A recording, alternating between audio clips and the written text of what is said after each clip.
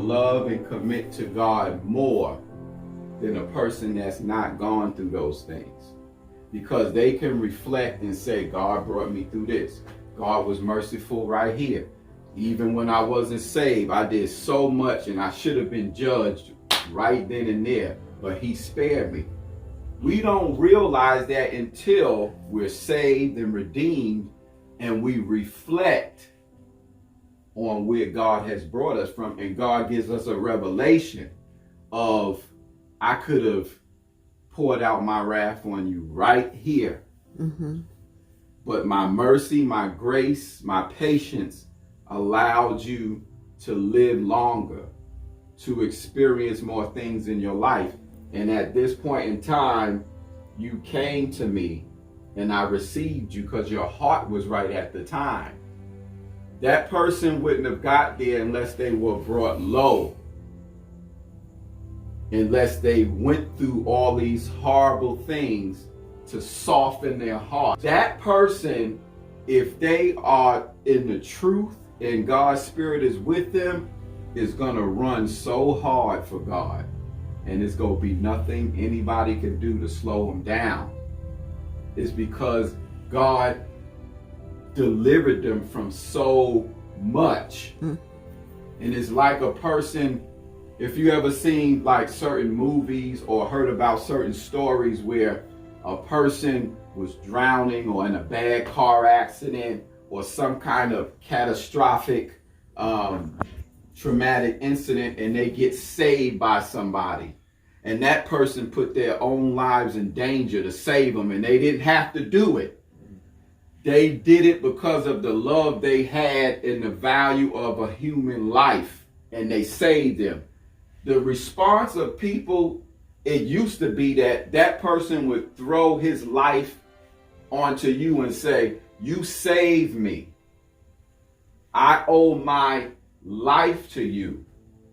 And they would commit their whole lives to that person because in their eyes, they had no more life until that person saved them. Their life was over. So whatever that person wanted them to do, they committed themselves to that person and they loved that person. And that never grew cold in their lives. It continues to stay full of fire and intimacy and commitment, because they, every day, they're reminded that this person saved me. So if that person becomes now like something like a steward or a lord or a master, whatever they say you do, because your life was saved by that person. So that's how we are to look at God. And that's how we're supposed to have that imagery and that response to God. So it's supposed to cause us to produce fruit like love, faith, gentleness, patience, long suffering. That fruit is the hardest to produce as God's people. And it's because after a while, we get comfortable with grace. We get comfortable with mercy. So we get irritated by things that are not comfortable to us. We don't allow God's grace to work in situations that aren't comfortable.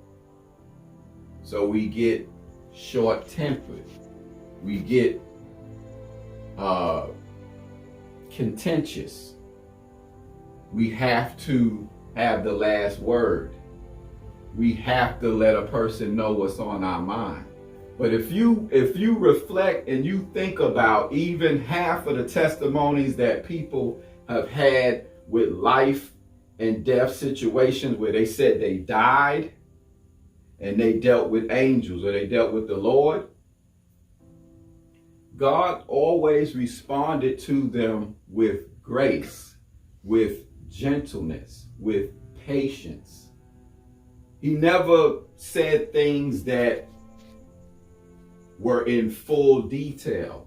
It was more like the things that was on the surface, which were the things that was at the heart of the matter.